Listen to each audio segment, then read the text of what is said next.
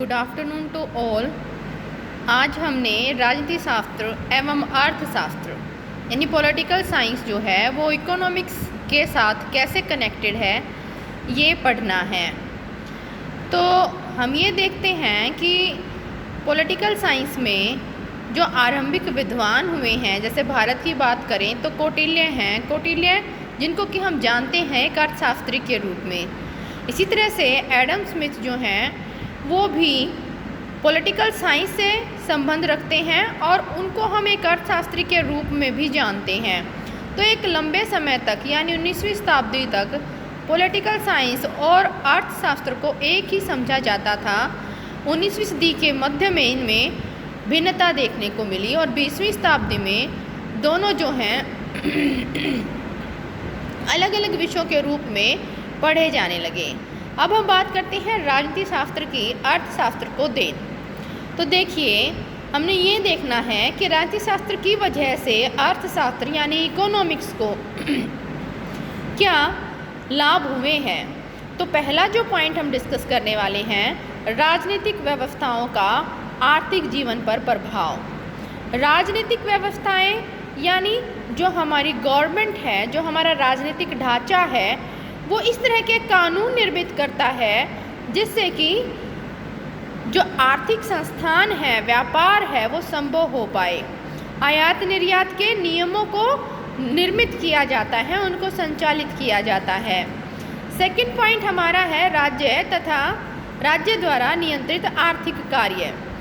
न केवल राज्य कानून बना के इन संस्थानों को नियंत्रित करते हैं, बल्कि वो इस बात का भी ध्यान रखते हैं कि इनमें काम करने वाले कर्मचारियों के साथ व्यवहार जो है वो अच्छा हो। जैसे मजदूरों के लिए वर्तमान समय में विश्व की विभिन्न सरकारों ने कुछ नियम निर्धारित किए हुए हैं ताकि उनकी शोषण से सुरक्षा हो सके।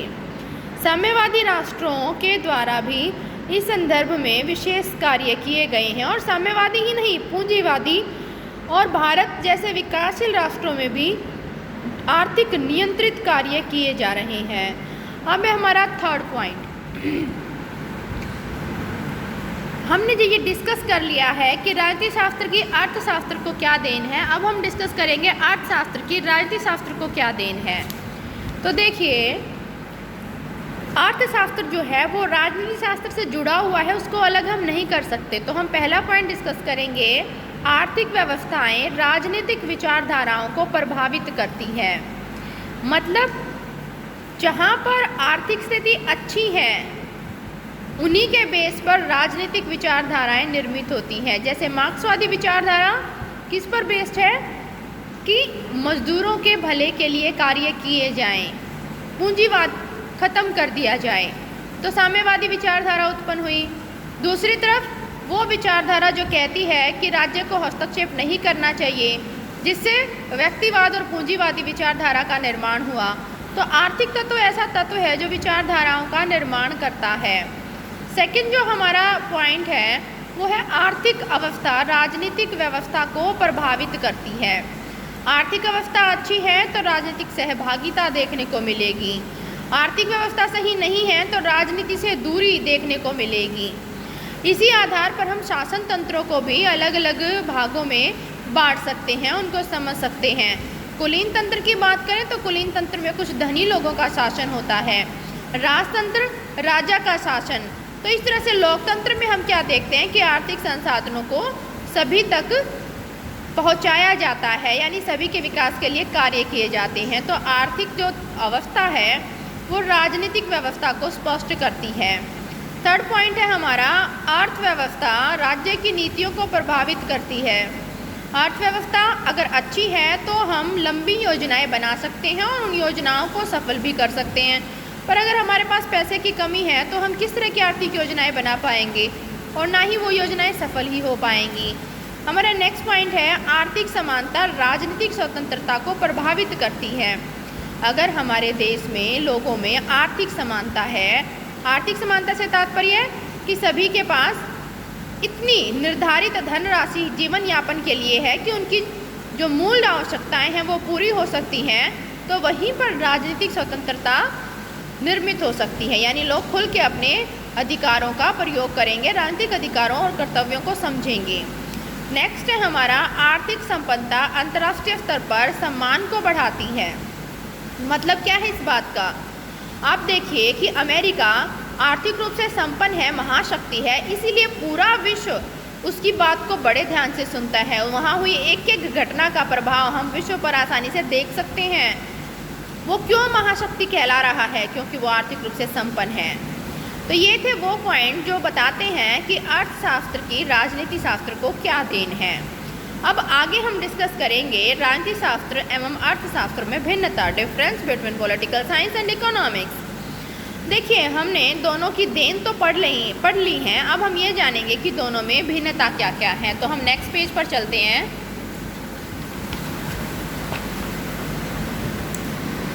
फर्स्ट है क्षेत्र के आधार पर भिन्नता। देखिए, राजनीति शास्त्र का क्षेत्र जो है वो अर्थशास्त्र के क्षेत्र से व्यापक है। क्यों? क्योंकि अर्थशास्त्र तो केवल मनुष्य की आर्थिक समस्याओं का अध्ययन करता है, जिसमें हम धन से जुड़े हुए मामलों को लेते हैं, परंतु जो राजनीति शास्त्र है वो मनुष्य के अन्य तत्वों, जिसमें कि सामाजिक, धार्मिक, नैतिक तत्व या पक्ष भी हैं, को अध्ययन में लेता है और उसके संपूर्ण विकास के लिए कार्य करता है। फिर है पॉइंट सेकंड, विषय वस्तु के आधार पर भिन्नता। तो देखिए, विषय वस्तु दोनों का अलग ही है। राजनीति शास्त्र का विषय है राज्य में निहित संस्थाएं जो राजनीति को प्रभावित करती हैं। तो अर्थशास्त्र का संबंध किससे है? आर्थिक मामलों से, केवल आर्थिक मामलों से। प्रकृति के आधार पर भिन्नता। तो देखिए, अर्थशास्त्र की प्रकृति कैसी है? वर्णनात्मक है। इसमें हम आंकड़ों को ध्यान में रखते हैं, इसमें हम डेटा के आधार पर कार्य करते हैं। और दूसरी तरफ हम देखें तो राजनीति में क्या है? राजनीति शास्त्र या राजनीति विज्ञान एक व्याख्यात्मक, वर्णनात्मक विषय है। तो दोनों में अंतर हमें स्पष्ट हो जाता है। तो ये था राजनीति शास्त्र और अर्थशास्त्र का संबंध। अब आगे हम देखते हैं राजनीति विज्ञान तथा नीति शास्त्र में क्या संबंध है। देखिए, नीति शास्त्र क्या है? नीति शास्त्र यानी नैतिक नियम, जिनमें हम क्या देखते हैं? क्या अच्छा है, क्या बुरा है, क्या सही है, क्या गलत है, जो कि हर जगह के हिसाब से परिवर्तित हो जाते हैं। एक जगह पर जो चीज़ अच्छी मानी जाती है, हो सकता है दूसरी जगह पर वो उतनी बुरी या उतनी अच्छी ना मानी जाए। तो नीति शास्त्र क्या है? वो हमारे नियम हैं जो कि हमारे समाज के द्वारा निर्मित होते हैं, जिनको कि हम खुद के व्यक्तित्व से जोड़ के देखते हैं। अब हम बात करते हैं राजनीति शास्त्र की नीति शास्त्र को देन। तो पहला पॉइंट है, राज्य नैतिकता को स्थापित करता है। सीधी सी बात है, राज्य में नियम हैं, कानून हैं, जो समाज में क्या करते हैं? शांतिपूर्ण माहौल बनाते हैं। और उन शांतिपूर्ण माहौल में अपराधों पर कंट्रोल हो पाता है, जिससे कि नैतिकता का विकास हो पाता है। सेकंड पॉइंट इसमें है, राज्य नैतिक जीवन को संभव बनाता है। नैतिक जीवन कब संभव है? जब राज्य में शांति है, कानून स्थापित हैं। अगर अपराध बढ़ेगा तो नैतिक जीवन संभव नहीं हो पाएगा। इसीलिए राज्य नियमों को निर्मित करके, उनको संचालित करवा के, पुलिस प्रशासन को अच्छे से कार्य करवा के नैतिक जीवन को संभव बनाता है। फिर है नीति शास्त्र की राजनीति शास्त्र को देन। तो देखिए, नीति शास्त्र राजनीति शास्त्र के लिए आदर्श है। हम कहते हैं ना कि एक अच्छे नेता के क्या गुण हैं।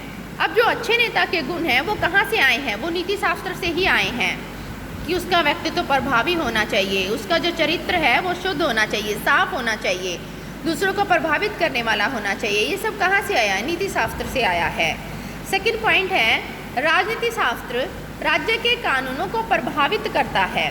तो देखिए, नीति शास्त्र यानी समाज में प्रचलित नियमों के अनुसार ही सरकार कानून बनाती है, और अगर वो ऐसा नहीं करती है तो उसके लिए बड़ी दिक्कत है उन कानूनों को मनवाना। ऐसे कानून कभी भी लोगों के द्वारा स्वीकार नहीं किए जा सकते हैं। नेक्स्ट जो पॉइंट है वो है हमारा नीति शास्त्र एक कसौटी के रूप में। कसौटी किस चीज़ की कसौटी? इसके बेस पे आम लोग अपने प्रतिनिधियों को परख सकते हैं कि वो कैसे व्यक्ति हैं, क्या वो सरकार में अच्छे से काम कर पाएंगे, क्या उनके उद्देश्यों को पूरा कर पाएंगे। नेक्स्ट है, नैतिक नियम व्यवहारिक राजनीति के लिए आवश्यक है। व्यवहारिक राजनीति से तात्पर्य क्या है हमारा कि किस तरह से राजनीतिज्ञ जो हैं वो अपने कार्यों को व्यवहारिक रूप दे रहे हैं। अगर वो नैतिक नियमों के अनुरूप कार्य करते हैं तो समाज द्वारा स्वीकार्य होते हैं, और अगर वो नैतिक नियमों के अनुरूप कार्य नहीं करते हैं, अपने भाषणों में गलत शब्दों का प्रयोग करते हैं, तो ऐसे में लोगों के द्वारा उनको स्वीकार नहीं किया जाना चाहिए। आगे चलते हैं हम। तो इन सभी बेस के आधार पर हम दोनों की एक दूसरे को देन समझ पाए हैं। अब आगे हम डिस्कस करेंगे राजनीति शास्त्र और नीति शास्त्र में भिन्नता क्या है, डिफरेंसेस क्या है दोनों में। तो फर्स्ट जो पॉइंट है कि क्षेत्र के आधार पर भिन्नता। राजनीति शास्त्र का क्षेत्र नीति शास्त्र के अपेक्षा संकुचित है, कम है, क्योंकि नीति शास्त्र बहुत विस्तृत है। नीति शास्त्र मनुष्यों के आंतरिक कार्यों से जुड़ा हुआ, आंतरिक भावनाओं से जुड़ा हुआ है, जबकि राजनीति शास्त्र उसके बाहरी कार्यों से जुड़ा है। और बाहरी कार्य भी हमारे किससे प्रभावित होते हैं, हमारे आंतरिक गुणों से। दूसरा जो पॉइंट है विषय वस्तु के आधार पर। देखिए, राजनीति शास्त्र का विषय व्यक्ति का राजनीतिक पक्ष है, जबकि नीति शास्त्र का विषय मनुष्य का नैतिक पक्ष है। नेक्स्ट है स्वरूप के आधार पर भिन्नता। तो राजनीति शास्त्र तो वर्णनात्मक है, जिसके अंदर वर्णन किया गया है सिद्धांतों का, सरकारों का। इसके विपरीत नीति शास्त्र आदर्शात्मक है। हमारे कुछ आदर्श होते हैं ना, कि सच बोलें, दूसरों का आदर करें, गलत शब्दों का प्रयोग ना करें। ये क्या है, ये सब आदर्श हैं, और ये आदर्श किस में होते हैं, नीति शास्त्र में। लास्ट पॉइंट है दंडनीय शक्ति के आधार पर। तो देखिए, राजनीतिक नियमों का उल्लंघन करेंगे, यानी कानून का उल्लंघन करेंगे तो दंड मिलेगा, पर नैतिक नियमों का उल्लंघन करेंगे तो इस तरह का कानूनी दंड तो नहीं मिलेगा, पर सामाजिक रूप से अनदेखापन आपको सहन करना पड़ सकता है। या कई बार हम कहते हैं ना, हमारी अंतरात्मा नहीं मानती, तो ये अंतरात्मा हमारे खुद को दिया हुआ एक चेक है, नियंत्रण है, जो कि नैतिक रूप से होता है। बाहरी शक्ति उसके लिए नहीं चाहिए होती है। इस तरह से आज हमने राजनीति शास्त्र और अर्थशास्त्र तथा राजनीति शास्त्र और नीति शास्त्र के बारे में समझा है। आज हम क्लास में अपनी क्लास को आज हम यहीं ख़त्म करते हैं। यहाँ तक आप सभी बच्चे अच्छे से पढ़ेंगे और अपने नोट्स तैयार कर लेंगे दोनों पॉइंट्स को लेके। Thank you.